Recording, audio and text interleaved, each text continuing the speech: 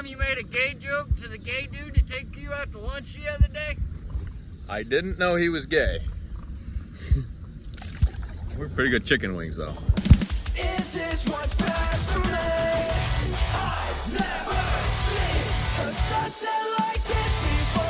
Watch the lights fading out upon the cliffs of the shore. I've never been this far from home. Now I'm stuck in the past. Is it too hard to see? We've been starting our days earlier and earlier as we go south. Although the bugs are still out, mosquitoes still biting, it's nice to be at the boats at dawn, pushing off just as the sun comes up like we were this morning. We've been paddling close to the turns, so if the river bends to the right, we stay close to the right to try and cut as much distance as we can out. In this section of the river, on the side of the channel, there are dikes and rock works and all kinds of things built on the side to keep the river maintained. We shot through the gap on this one only to get swirled around in the water that was on the other side. In this big deep water, that's what's keeping it interesting though. We have to constantly check the chart to see what's coming up and to see what channel we should be taking, and then always scanning the horizon and the immediate water ahead to see what obstacles are there, because it takes us a long time to make a correction. We're paddling, remember, and the river's so wide in this section that we can start making strokes to make a correction, and it might be half an hour before we're positioned the way we want to be. By now, I can look at the water and tell by its bubbles, currents, waves, white caps, and the way the light's coming off of it, what the water's going to do right in front of us. I'd like to, though, learn how to anticipate what the water's going to do just by reading the landscape, like seeing a bend in the river and knowing where all the trouble will be before we get to the bend. In all this heat, it's a lot to ask for wind, but when the wind does come, it always seems to be coming from the south, right in our faces and impeding our progress. Even the pelicans, who usually fly on their own strength, got in a formation today to head south. We stopped for lunch under the shade of an observation deck in the town of New Madrid, Missouri.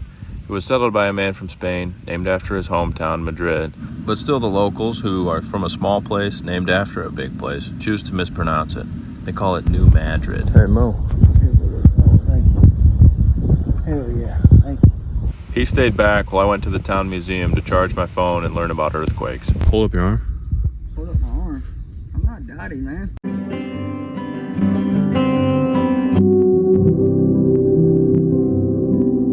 After lunch and all that heat, it wasn't long before I got the opportunity to swim. All right, Retro, what situation did we just go through? We hit those rocks and we're too heavy. So we were just perched on a rock like this, and I had to put on my jacket and then jump out and push the boat the rest of the way off. And then I held onto the side and got dragged through the current until I could get back in. But we made it. Whether they're shortcuts or not, we've been using these back channels to stay away from the wake of all the towboats in the main channel. Please, before you come out of the back channel, you might get run over by a barge. There's an old parable that Mowgli and I both like. A young man comes to a farmer and asks to be hired onto the farm, and he is. The farmer asked him what qualified him to get onto the farm, and he said that he could sleep through any storm. It's not until the first heavy storm that the farmer understands what the young man meant.